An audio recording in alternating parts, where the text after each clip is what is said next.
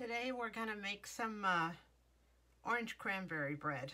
I have some cranberries. I got a 99-cent package of cranberries a little while ago at Trader Joe's and put them through my little Ninja blender and got them all chopped up. I ended up with about 2 cups of chopped up cranberries, and the recipe calls for 1 cup.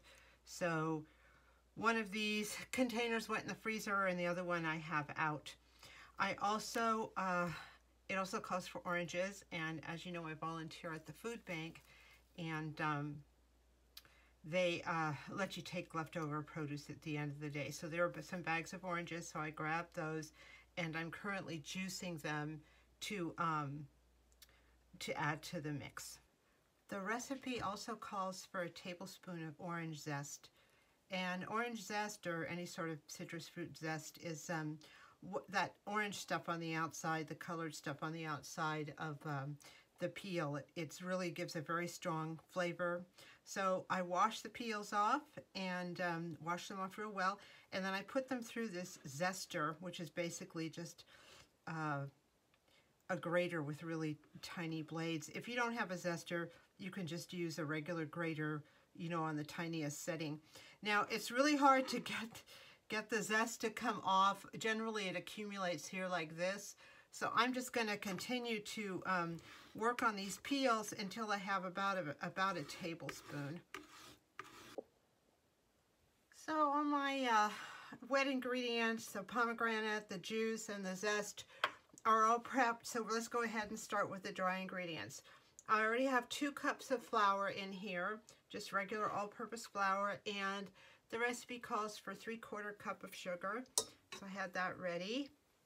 And for the rest of it, 3/4 teaspoon of salt, 1/2 teaspoon of baking soda, and 1.5 teaspoons of baking powder. So I have them all together in here, and I'm gonna just dump them.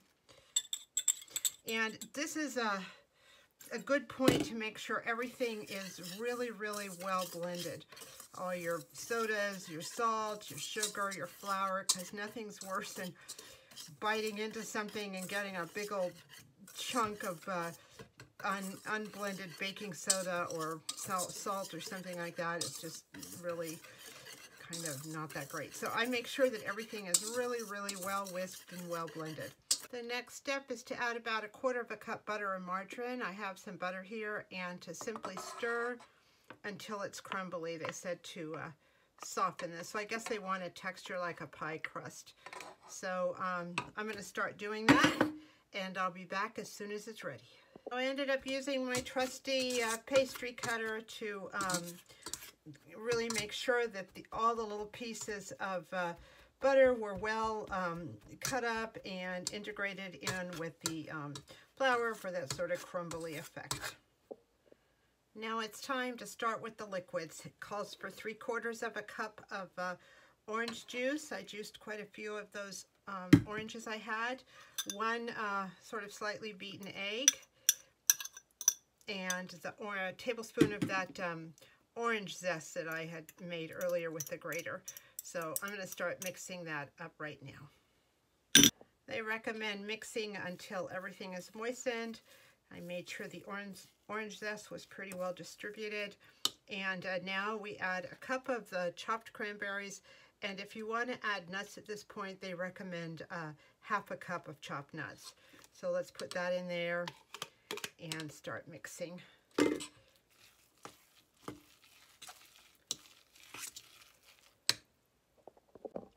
Here it is all mixed up. It looks really pretty. I'm going to get my muffin pans out. I think I'm going to make mini muffins out of these and get started putting them in there.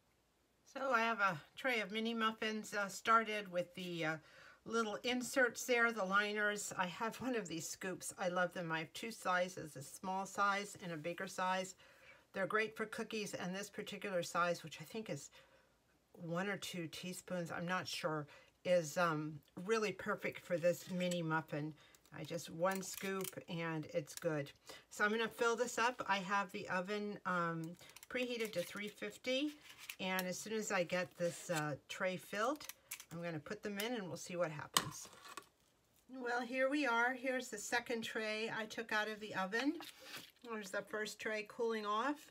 It made exactly 48 mini muffins. I imagine it would make maybe 2 or 3 small loaves, or maybe 1 big loaf. They're very, very good. I tried 2 of them in the interest of science, and they're very light and cakey. The batter was a little tart, but once the baking process was done, the cranberries softened out quite a bit. Now they're really, really good. So this is definitely a great recipe for extra oranges, extra cranberries. Anyway, happy baking. Hope you're staying nice and cozy and warm. And thank you so much for watching.